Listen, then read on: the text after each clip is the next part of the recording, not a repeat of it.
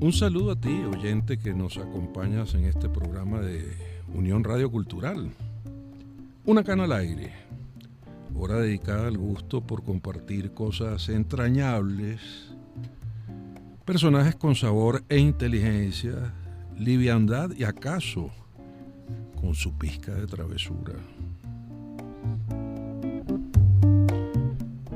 Juan José Clark, que está en el control de sonido de la estación, Ana Karina Fajardo en el apoyo de producción, investigación y locución, con su certificado 58.919. ¿Y quién les habla? Federico Pacanins, certificado número 8.761, con la cana al aire correspondiente al día de hoy, que toca.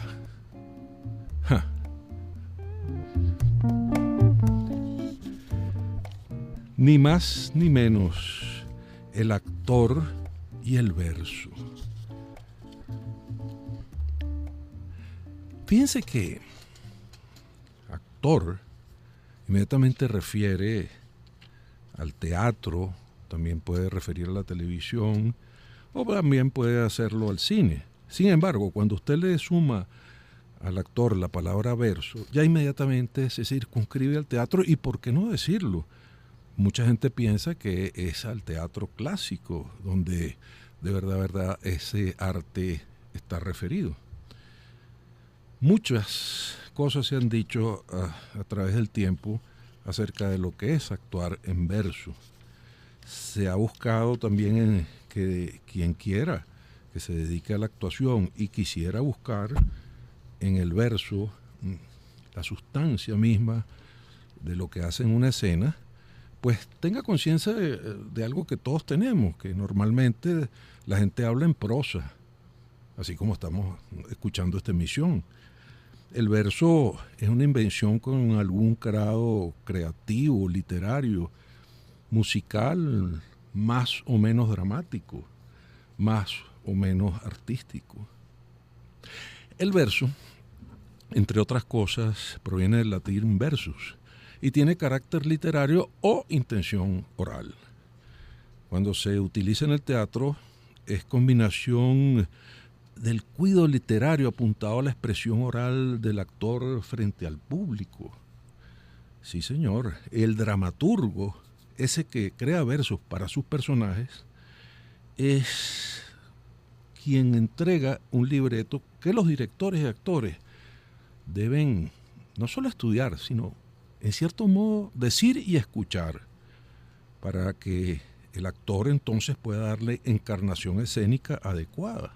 Te dirá, ¿qué es eso? Bueno, representar y decir el verso de una forma que esté entre lo que él mismo es, que no es una cosa natural, y lo que quiere decir, y la sonoridad musical, y también la intención. Con todo eso se hace verso. Y debemos decir que no es nada fácil. Lope de Vega distribuía esa tarea más o menos así.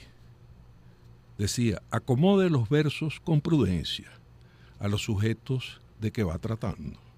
Las décimas son buenas para las quejas. El soneto está bien para los que aguardan. Las relaciones piden los romances, aunque en octavas lucen por extremo. Son los tercetos para las cosas graves y para las de amor las redondillas. Las figuras metafóricas importan como repetición o anadiplosis, y en el principio de los mismos versos aquellas relaciones de la anáfora, las ironías y adubitaciones, apóstrofes también en el exclamar. El engañar con la verdad es cosa que ha parecido bien, como lo usaba en todas sus comedias Miguel Sánchez, digno por la invención de esta memoria. Bueno, usted empieza a escuchar términos aquí donde dice, ¿y qué cosas serán redondillas? ¿Y qué cosas será anadiplosis? ¿Y qué será una anáfora? Y las adubitaciones. Y ahí estará el buen actor de teatro que sabe manejar versos, como la persona a quien hemos invitado esta noche, o este día, depende de si usted esté sintonizándonos el día sábado o el día domingo, en esta emisión de Una Cana al Aire. No otro que Alejandro Míguez. Buenas noches, Alejandro. Buenas noches. O podríamos decir buenas tardes, porque el sábado también estamos aquí en Unión Radio. Exactamente. Feliz día, sí. Pues. Feliz día, sí, cualquiera de los dos. En fin, teatro en verso. ¿Qué te lleva a ti el teatro como actor?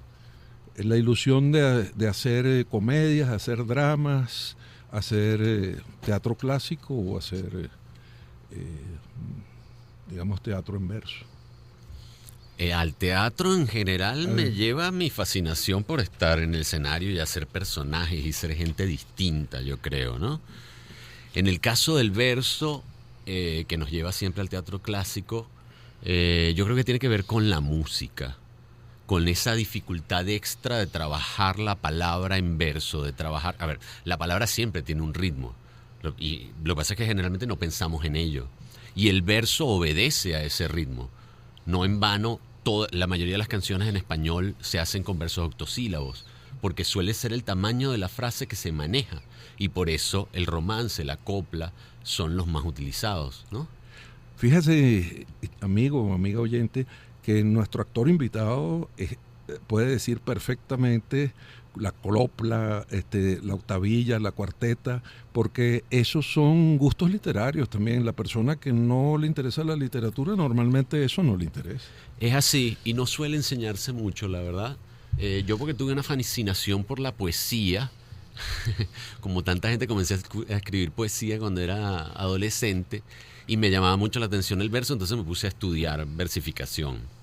Y después me lo encontré en el teatro clásico. Fíjate que hablaste de ritmo y de música. Dicen que hay quien se aprende ese teatro clásico, por decirlo de alguna manera, escuchando la música que está dentro de él y no tanto por el contenido.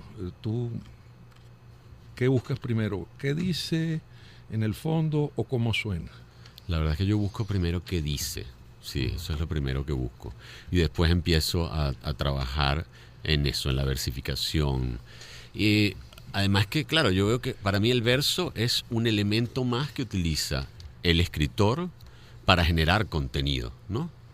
O sea, no en vano, o sea, ninguna obra de teatro clásico maneja una sola estructura de versificación. Entran unos personajes nobles, entonces aparecen unas octavas reales, ¿no? Aparece una reflexión especial y aparece un soneto, ¿no? Tienen una función especial. O sea, tienen una forma de comunicar un contenido que es distinto si es una estructura u otra. Fíjate que hablaste de octavas reales. Y cuando uno habla de verso tiene que tal vez pensar en varias cosas, ¿no? En uno, por supuesto, en su musicalidad, en el modo como están hechos, en cuáles son sus cualidades formales. Y cuando se hablan de reales, normalmente es porque la longitud del verso en sí mismo va de 11 endecasílabos, 12, 13, 14, y cuando se habla de arte menor, entonces se habla de 8 sílabas. Es el silabeo el que marca esa categoría de real. Y entonces uno piensa que también hay más agilidad cuando los versos no son tan largos, son más pequeños. Cuando es arte menor, lo que no significa que sea malo, sino que es más ligero, ¿no? Tal vez. Y que por allí era el consejo de Lope de Vega. Fíjense, mi honesto amor te obliga, que no es digna victoria para quejas humanas, ser las deidades sordas. Mas ay, que no me escuchas, pero la vida es corta, viviendo todo falta, muriendo todo sobra. Ese es Lope de Vega en sus mejores momentos. Lope lo llamaron el fénix del talento, el monstruo de la naturaleza, le decían también, ¿no?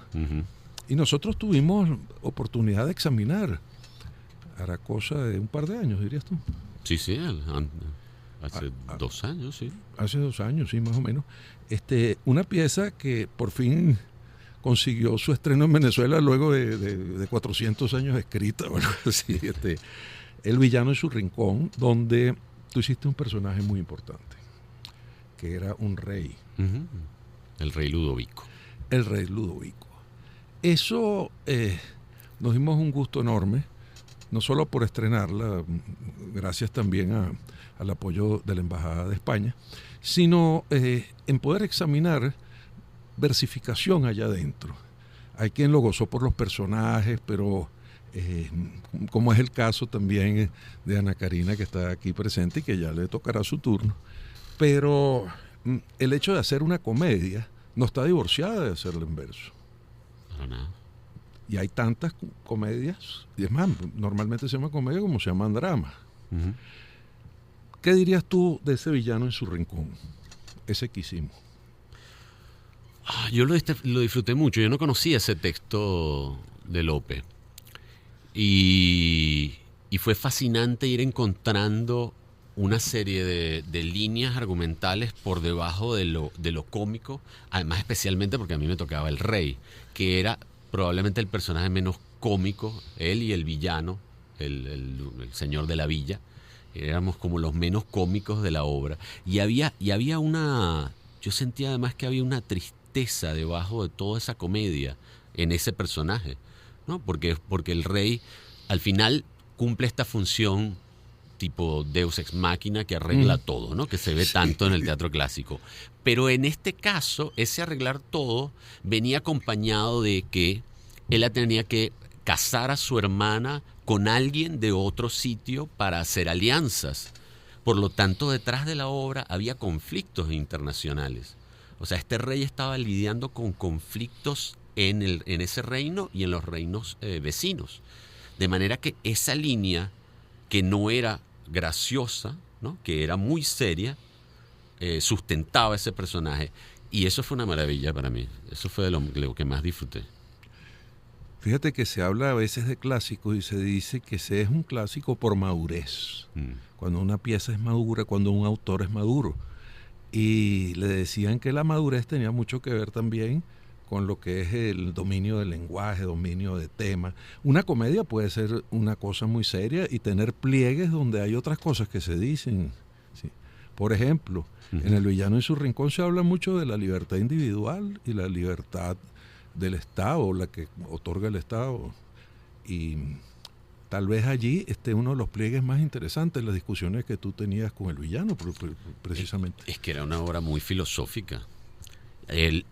¿Qué haces tú con tu vida? ¿No? ¿Cómo la vives? Desde el beneplácito de dominar sobre tu pequeño espacio, desde la obligación y el deber de velar por los súbditos, ¿no? Desde esas dos posiciones encontradas y la de otros personajes intermedios, veías cómo estaban estos personajes, eran libres y sin embargo sujetos a unas leyes, a unas necesidades de los que los rodeaban, ¿no? El villano termina siendo un asociado al rey, tomando un papel activo en el reino, no por propia voluntad. Muy a su pesar, digamos. Es así, sí. Es así. Fíjense lo bonito de esa pieza, que a través de la comedia pues tiene situaciones jocosas. El rey cree que tiene derechos en casa del villano y resulta que no, que el rey los hospeda el villano, más no para ponerle a sus hijas a sus pies y otras cosas que suceden allí, como en las comedias televisivas puede ser. Pero él también, a través de la obra, añora el hecho de ser villano en su rincón.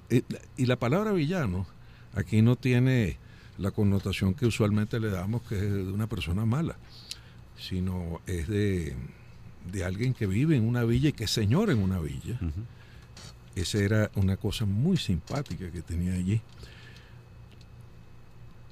Hay un soneto maravilloso en El villano en su rincón. Vamos a decir que el soneto está compuesto de versos que lo hacen de arte mayor, porque son endecasílabos normalmente.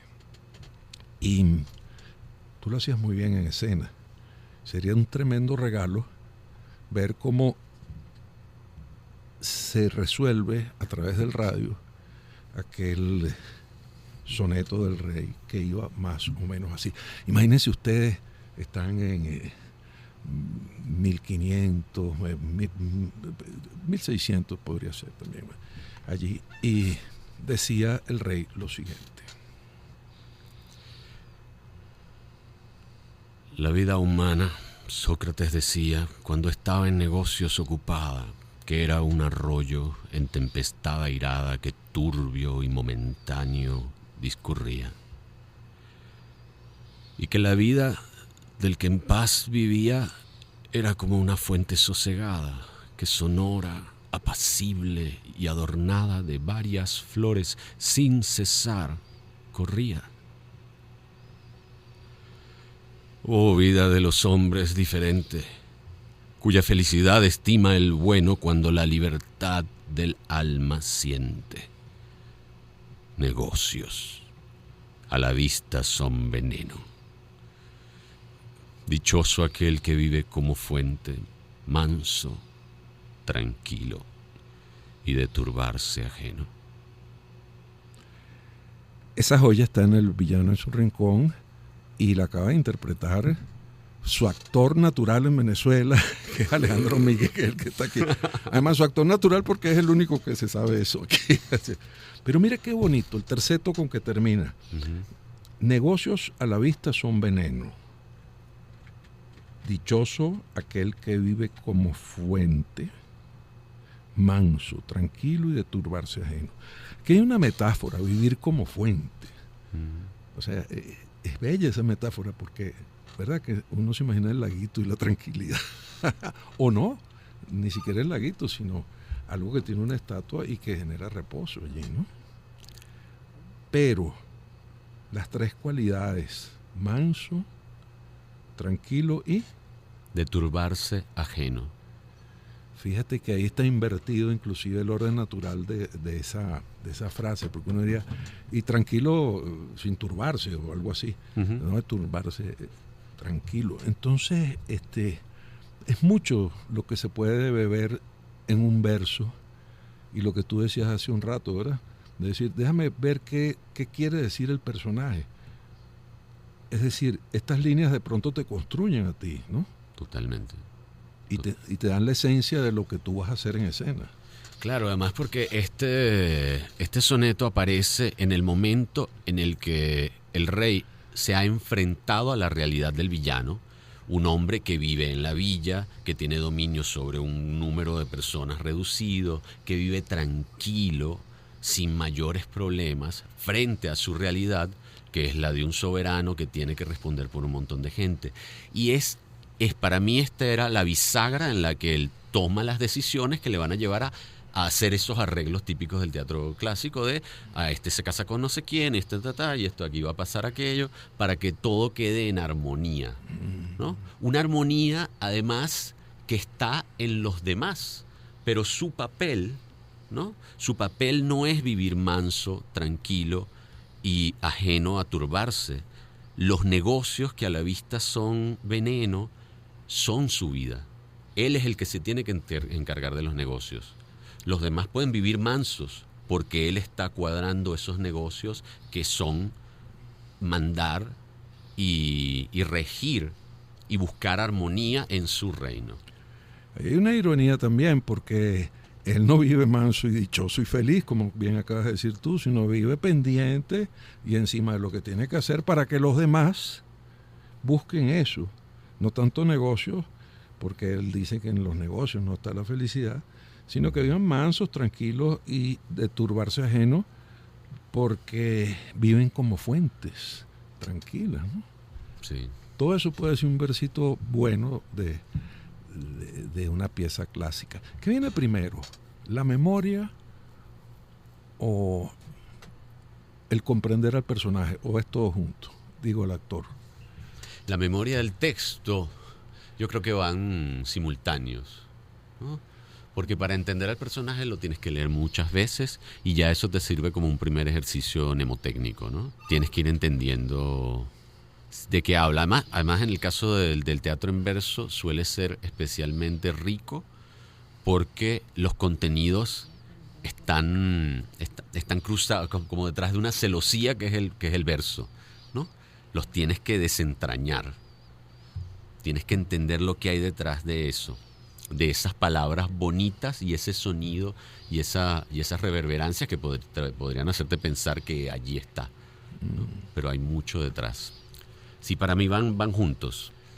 Alejandro, ¿es más difícil el teatro en verso que el teatro en prosa, digo, para el actor? No sé decirte, yo creo que hay un asunto de competencia, ¿no? De competencia, como hablamos de competencia lingüística, que yo conozco tal idioma. De la misma manera hay que tener una competencia con este tipo de texto. En general con todo tipo de texto, porque yo he conocido actores que, por ejemplo, no leen mucho y entonces cuando están leyendo les cuesta muchísimo, tienen que aprendérselo. Y entonces ahí es que ganan esa competencia sobre el texto. Pero el verso en realidad también te ayuda. No en vano, uno de los usos iniciales que conocemos del verso es para contar cuentos. Los rapsodas griegos hablaban en verso para poder recordar las historias, ¿no? O al menos eso es lo que nos dicen los críticos. Bueno, imagínate, hace poco hicimos con Ana Karina una versión del Ión de Platón, donde se habla que Ión se sabía la Ilíada de la Odisea de memoria en cualquier parte que tú le tocaras. Y de eso era su oficio. Fíjate que el oficio de quien tenemos esta noche, amigo o amiga oyente, es ser actor. Y una especialidad que tiene es eso, el teatro en verso, por su buena dicción, por su buen entender de lo que es la música, que tiene el orden de las palabras, y por muchas otras cosas más. ¿Vale la pena interpretar clásicos, Alejandro? Para mí, sin duda. O sea, además que los clásicos tienen unos personajes maravillosos, tienen este reto especial que además te lleva a degustar la palabra en otro nivel. Y yo creo que como actor hay que aprender a saborear las palabras. El contenido para mí se siente como sabores. ¿Y tú crees que beneficiaría, digamos, la formación del actor que las escuelas de teatro, por supuesto, o de formación actoral, se impusiera el teatro en verso como algo obligatorio? Yo creo que sería bueno que lo conozcan, sin duda. O sea, sería natural. Si vas a estudiar teatro, eso es una de las formas de teatro más típicas de toda la historia. Y más dignas también. Sí. Creo uno. Entonces, pues hay que estudiar. Es como estudiar fonética, ¿no? El segundo libro de Stanislavski tiene un capítulo dedicado a eso. A menudo no se estudia, creo, en las academias de actuación. Pero es importante conocer de qué se trata cada letra, ¿no? Miren, vamos a hacer una cosa. Vamos al corte y seguimos con nuestro invitado Alejandro Míguez y una obra que tal vez sea la obra esencial en lo que es el teatro en verso en español. Esa es la segunda parte de nuestra Cana al Aire. Hola, te saluda Ana Karina Fajardo y estamos de vuelta con la edición de hoy de Una Cana al Aire, dedicada a esos preciosos momentos en los que un verso sale de la boca de un actor. Es imposible hablar de dramaturgia en verso sin mencionar el siglo de oro español, cuando florecieron el pensamiento, las artes, las letras de ese país, convirtiéndose en un referente hasta nuestros días.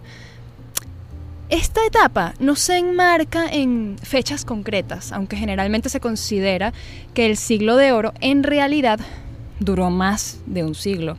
Desde el descubrimiento de América aproximadamente en 1492 hasta la firma del Tratado de los Pirineos en 1659. Uno de los principales exponentes del siglo de oro español fue precisamente Lope de Vega. Como comentábamos en la primera parte del programa, el monstruo de la naturaleza, como lo llamó Cervantes, fue un maestro del soneto.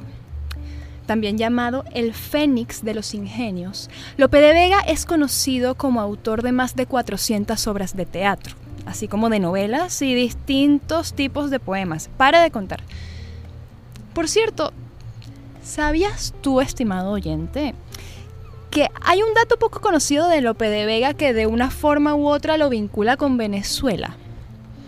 Y es que su hijo, Lope Félix, de menos de 30 años, falleció cerca de nuestras costas mientras navegaba a la isla de Margarita, al Nuevo Mundo, en una expedición para pescar perlas.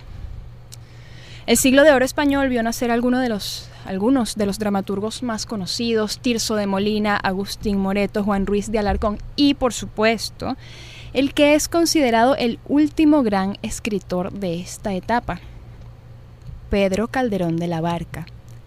Pero ya vamos para allá, porque te cuento, estimado oyente, que como todos nuestros programas, el de hoy también incluye una dinámica para cerrar con broche de oro, y está nada más y nada menos que relacionada con Pedro Calderón de la Barca. Te recuerdo además que en el programa de hoy nos acompaña el actor y cantante Alejandro Míguez, así que quizás puedas empezar a unir ciertos puntos por allí. Pero mientras tanto, quiero resaltar que en la tradición inglesa, aunque el drama en verso se relacione casi exclusivamente con William Shakespeare, es digna de destacar la obra de T.S. Eliot, el británico estadounidense que fue una de las cumbres de la poesía inglesa del siglo XX y que reúne dramas en verso como Asesinato en la Catedral, Reunión Familiar, El Secretario Particular, entre otros.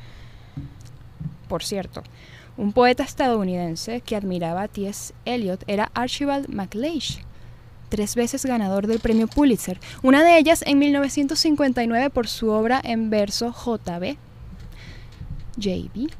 con la que también ganó un premio Tony. Pero si ahora nos acercamos más bien a Venezuela, resalta una comedia en verso de los años 30, La República de Caín, del dramaturgo, novelista y crítico literario venezolano Julio Planchart, quien, a través de su Caín, dijo lo siguiente: te repito que estoy muy satisfecho de todo cuanto he hecho. No conozco en la tierra otros 2 seres en mayor igualdad de pareceres que el ilustre Caín y su conciencia. Y en todo esto, ¿dónde queda el dramaturgo y pintor venezolano César Rengifo?, te preguntarás quizás. No podemos olvidarnos de su poema dedicado a Caracas en 1975, a Pacuana y Cuaricurián. No es Cuaricurián ningún cobarde, ni mozo que al peligro se le niegue. Sepan, Cuaricurián es un artista que juega con el barro y los colores, y los guijarros y los caracoles, y solo quiere que gocemos todos lo que sus manos dulces nos construyen, y su imaginación sueña primero. Eso es Cuaricurián, y no lo oculta. Bien, estimado oyente, ya hicimos un rápido recorrido por nombres y momentos destacados de la historia del drama en verso, pero ya es tiempo de prepararnos para deleitarnos con ese broche de oro que te comentaba hace un rato, ese que relaciona a Pedro Calderón de la Barca y a nuestro invitado de hoy, Alejandro Míguez, actor y cantante con casi 30 años de labor sobre las tablas, se dice fácil. Como cantante ha participado en espectáculos musicales como La Verbena de la Paloma, Los Gavilanes, Los Miserables, que vale resaltar que es mi favorito, entre otros. Además, algunos de los trabajos actorales más recientes de Alejandro son El Coronel no tiene quien le escriba, de Gabriel García Márquez, Un recuerdo después del Holocausto, de Samuel Rotter, La Tempestad, de William Shakespeare, y un par de obras del siglo de oro español, por cierto, dirigidas por Federico, y donde tuvimos el gusto de compartir escenario. La primera, como hablábamos en la primera parte del programa, El villano en su rincón, de Lope de Vega, interpretando al rey Ludovico de Francia. Y la segunda, nada más y nada menos que La vida es sueño, de Calderón de la Barca, interpretando a Segismundo. Sí, señor. Los que llegan tarde, debemos decirles que en la primera parte dedicamos un ratico a Lope de Vega, ¿verdad, Alejandro? Sí. Y ahora, imagínense ustedes el lujo de poder decir que Unión Radio Cultural nos da la oportunidad de revisar un poquito, siquiera, a La vida es sueño. Por cierto, Ana Karina también estuvo allí, porque la parejita oficial de La vida es sueño es, por supuesto, el gran Segismundo, pero Rosaura, personaje que es oscuro, es dramático y es tremendo en su decir y en su hacer, lo representaban, ¿saben quién? Ana Karina Fajardo. Entonces, miren, yo les propongo hacer lo siguiente. Voy a ver cómo puedo hacer una pequeña pastilla, no es que quiera hacerlo pues, de Vega, ni menos Calderón de la Barca, pero una pequeña pastilla para poner a los oyentes más o menos en ambiente de verso clásico. Y tal vez revisar 2 o 3 cosas de La vida de sueño, porque vale la pena que la amiga o el amigo oyente escuchen este clásico de clásicos. Así que vamos a ir con una música acaso misteriosa que nos ayude un poquito.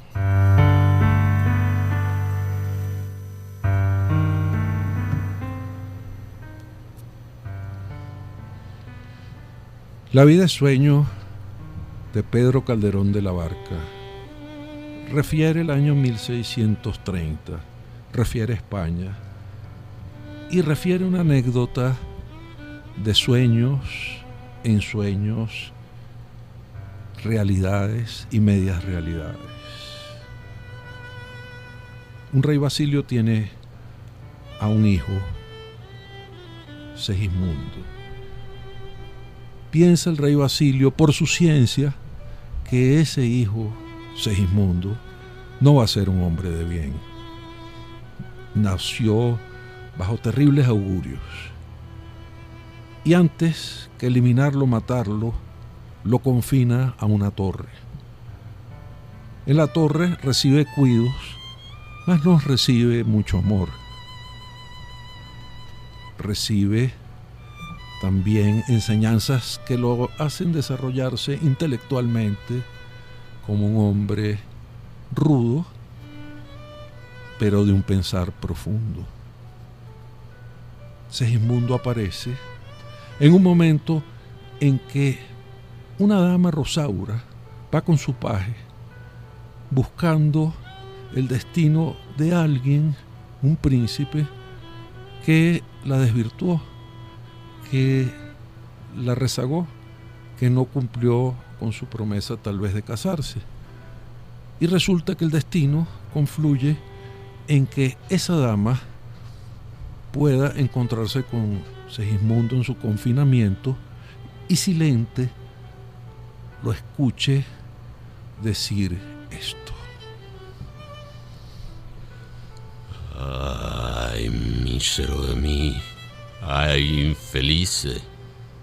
Apurar, cielos, pretendo, ya que me tratáis así. ¿Qué delito cometí contra vosotros naciendo? Aunque si nací, ya entiendo qué delito he cometido. Bastante causa ha tenido vuestra justicia y rigor, pues el delito mayor del hombre es haber nacido. Solo quisiera saber, para apurar mis desvelos, dejando a una parte, cielos, el delito de nacer, ¿qué más os pude ofender para castigarme más? ¿No nacieron los demás? Pues si los demás nacieron, ¿qué privilegios tuvieron que yo no gocé jamás? Nace el ave, y con las galas que le dan belleza suma, apenas es flor de pluma o ramillete con alas, cuando las etéreas alas corta con velocidad, negándose a la piedad del nido que deja en calma. Y teniendo yo más alma, tengo menos libertad. Nace el bruto y con la piel que dibujan manchas bellas, apenas signo es de estrellas gracias al docto pincel, cuando atrevido y cruel la humana necesidad le enseña a tener crueldad, monstruo de su laberinto, y yo con mejor instinto tengo menos libertad. Nace el pez que no respira, aborto de ovas y lamas, y apenas bajé el descanso escamas sobre las ondas se mira cuando a todas partes gira, midiendo la inmensidad de tanta capacidad como le da el centro frío. Y yo, con más albedrío, tengo menos libertad. Nace el arroyo, culebra que entre flores se desata, y apenas sierpe de plata entre las flores se quiebra, cuando músico celebra de las flores la piedad que le da la majestad del campo abierto a su vida.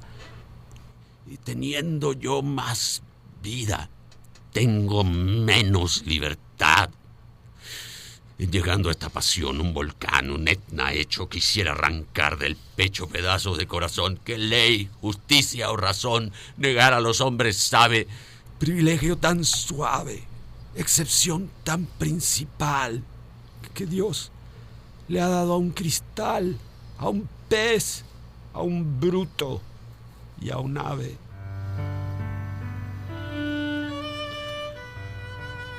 Segismundo siente un ruido, ve quién es y se consigue con la apariencia de un joven, pero algo le dice que no es un joven, y de hecho no lo es. Se trata de Rosaura.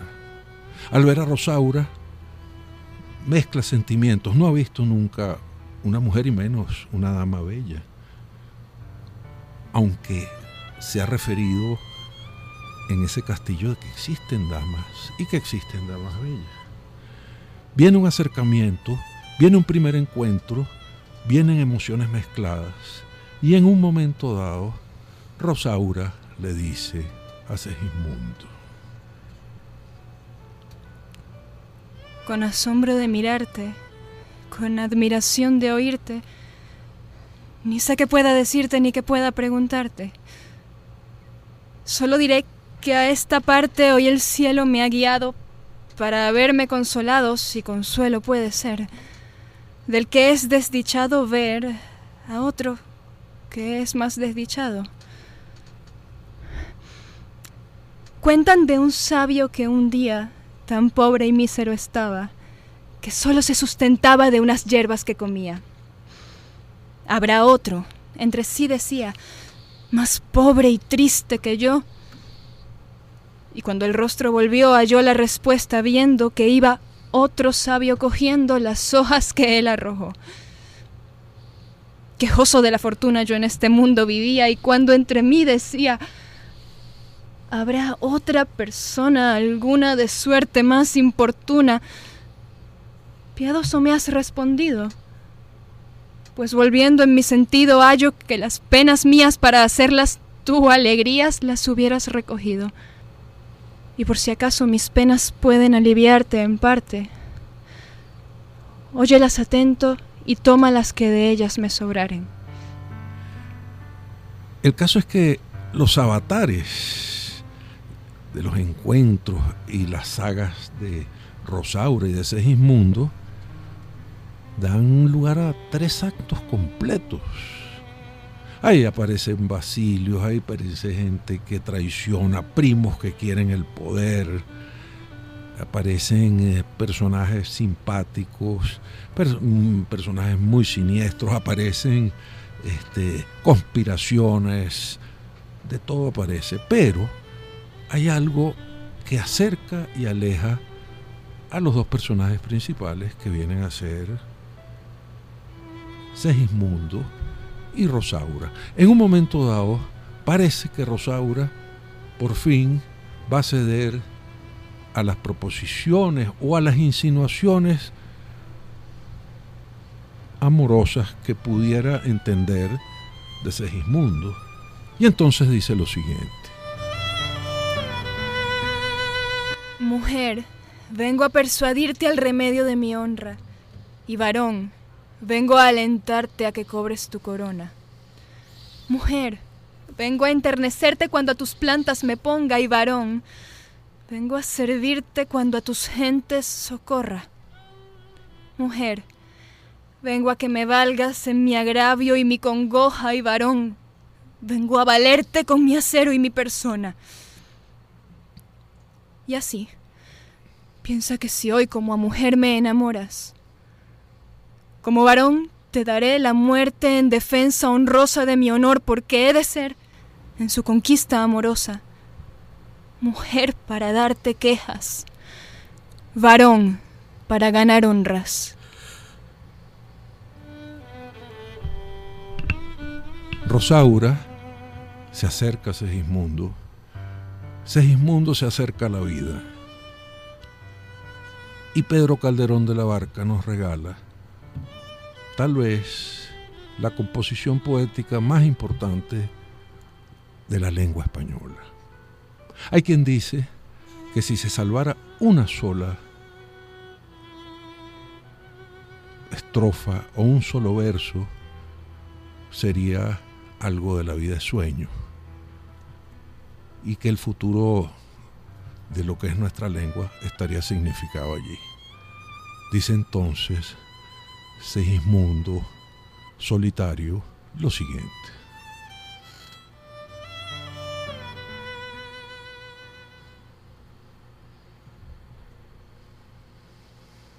Es verdad, pues reprimamos esta fiera condición, esta furia, esta ambición, por si alguna vez soñamos.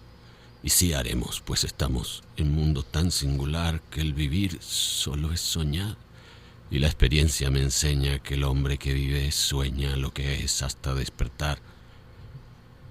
Sueña el rey que es rey y vive con ese engaño, mandando, disponiendo y gobernando. Y este aplauso que recibe prestado en el viento escribe, y en cenizas le convierte la muerte, desdicha fuerte. Que hay quien intente reinar viendo que ha de despertar en el sueño de la muerte. Sueña el rico en su riqueza, que más cuidados le ofrece. Sueña el pobre que padece su miseria y su pobreza. Sueña el que a medrar empieza. Sueña el que afana y pretende. Sueña el que agravia y ofende. Y en el mundo, en conclusión, todos sueñan lo que son, aunque ninguno lo entiende. Yo sueño que estoy aquí, de estas prisiones cargado, y soñé que en otro estado más lisonjero me vi. ¿Qué es la vida? Un frenesí. ¿Qué es la vida? Una ilusión, una sombra, una ficción. Y el mayor bien es pequeño, que toda la vida es sueño. Y los sueños, sueños son.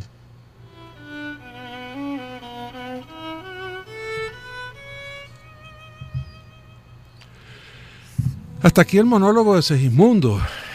La vida es sueño y los sueños, sueños son. Dicen que si fuese una frase en inglés sería to be or not to be, that is the question. Aquello de Shakespeare. Y dicen que si fuera en español, pues que todo el lenguaje desapareciese, quedaría eso: la vida es sueño y los sueños, sueños son.